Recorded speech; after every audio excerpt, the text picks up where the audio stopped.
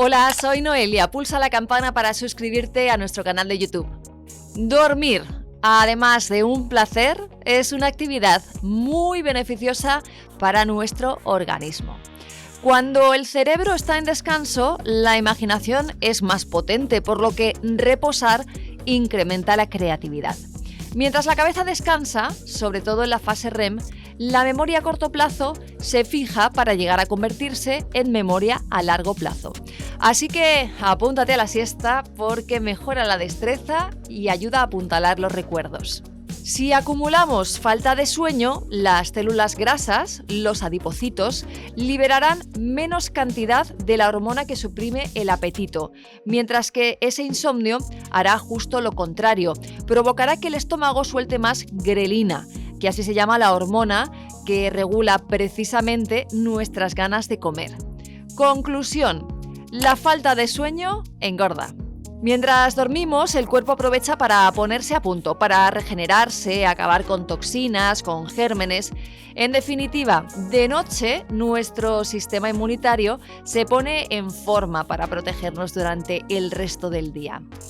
Los insomnes tienen 3 veces más posibilidades de sufrir un infarto, ya que esos desvelos llevan consigo que se incrementen las hormonas del estrés en sangre, lo que repercute negativamente en la tensión arterial y en la frecuencia cardíaca. También relacionan la falta de horas de descanso con el colesterol alto. Dormir es una muy buena vía para combatir los estados de tristeza y de depresión. Durante el sueño, el cuerpo produce más melatonina y serotonina, las hormonas que hacen frente a la adrenalina y el cortisol, que están vinculadas a los estados de estrés. Es decir, cuanto más serotonina en nuestro cuerpo, mayor sensación de felicidad.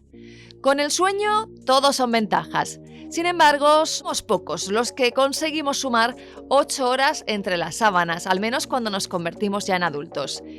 En el ranking de horas de sueño están los bebés. Hasta los 3 meses de vida requieren entre 14 y 17 horas de sueño. De los 4 a los 11 meses, el tope son 15 horas. Lo mismo para aquellos que todavía no han cumplido los 2 años. Cuando alcanzan la edad escolar, lo recomendable es pasar en la cama entre 9 y 11 horas, 10 para los adolescentes y entre 7 y 9 para los adultos. ¿Tú conoces algún adulto con obligaciones laborales que llegue a dormir 9 horas durante la semana?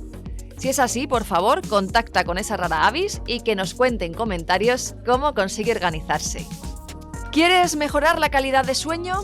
Los expertos recomiendan mantener un horario constante, incluso los sábados y los domingos.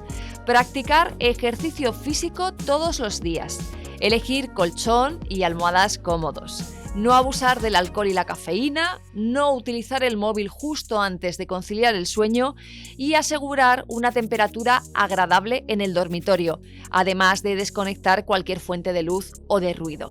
La disminución de horas de sueño lleva consigo problemas de salud importantes, pero las obligaciones de cada día se acumulan y como no podemos añadir más horas a la jornada, optamos por desviar parte de esta carga a las horas de sueño, plantando cara así a nuestro reloj biológico y a miles de años de evolución. Los que saben de ciclos del sueño culpan a la tecnología de que cada vez durmamos menos y explican que la luz es el sincronizador más potente de nuestro reloj biológico. La luz azul del móvil y la tablet en la que consultas los emails justo antes de cerrar los ojos están retrasando la liberación de la melatonina, la hormona del sueño, lo que se traduce en que cada vez nos cuesta más salir de la cama cuando suena el despertador. ¿Te reconoces como una persona con exceso de sueño?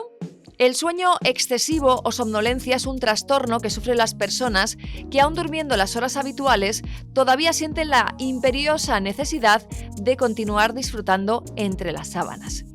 De acuerdo al Manual de Diagnóstico y Estadística de las Enfermedades Mentales, el sueño es excesivo cuando, a pesar de haber dormido un mínimo de 7 horas seguidas, el individuo en cuestión requiere seguir durmiendo. Las razones son varias y las consecuencias compartidas. Caída del rendimiento escolar, de la vida laboral y de la calidad de la vida de las personas. El sueño excesivo se puede deber a algún trastorno o ser una afección por sí mismo. Los trastornos se denominan hipersomnias primarias. Las más conocidas son la narcolepsia, la hipersomnia idiopática y el síndrome de Klein-Levin. La narcolepsia combina la somnolencia extrema durante todo el día con ataques repentinos de sueño. No tiene cura, aunque sus síntomas pueden controlarse con medicamentos y cambios en el estilo de vida. ¿Cómo reconocemos este trastorno? Las personas que la padecen se quedan dormidas sin previo aviso, en cualquier momento o lugar. Imagina que tomas unos vinos con tus amigas y de repente una de ellas se duerme unos minutos. Además de este sueño repentino, la narcolepsia altera la capacidad de concentración. En ocasiones pueden producirse alucinaciones. La más común es la sensación de que hay alguien extraño en la habitación. También provoca automatizaciones.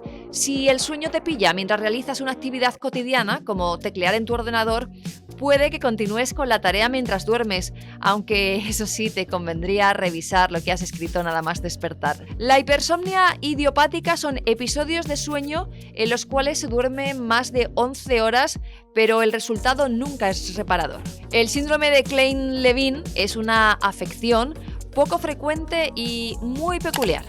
Suele aparecer durante la adolescencia y afecta 3 veces más a los chicos que a las chicas. En este tiempo de sueño, los jóvenes pueden dormir un promedio de 18 horas diarias. Es frecuente que al despertar se encuentren irritables, agresivos o incluso bastante confundidos.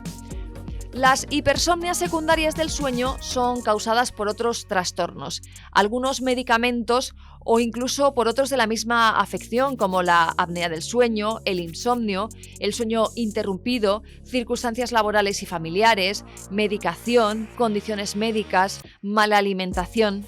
Especial gravedad entre todas estas reviste la apnea del sueño, ya que la respiración se interrumpe o se mantiene de una manera bastante superficial. Si tus ronquidos son épicos y no te libras del cansancio, tienes papeletas de sufrir esta afección. Más síntomas: despertar con la boca seca, dolor de cabeza matutino, insomnio, sensación de sueño excesivo durante el día, irritabilidad y, por supuesto, falta de concentración, ya que no has descansado bien durante la noche. Los fumadores tienen 3 veces más de probabilidades de padecer apnea que los que nunca se han acercado al tabaco. Otra de las razones que explicaría por qué siempre tienes sueño es la ingesta de ciertos medicamentos que aumentan la somnolencia. Ansiolíticos, antidepresivos, antihistamínicos, antiepilépticos. La depresión, ansiedad y estrés también se han vinculado en algún momento al exceso de sueño. Añade a esta lista la deshidratación, que provoca cansancio y somnolencia, aunque la deshidratación quizás sea la más fácil de solventar.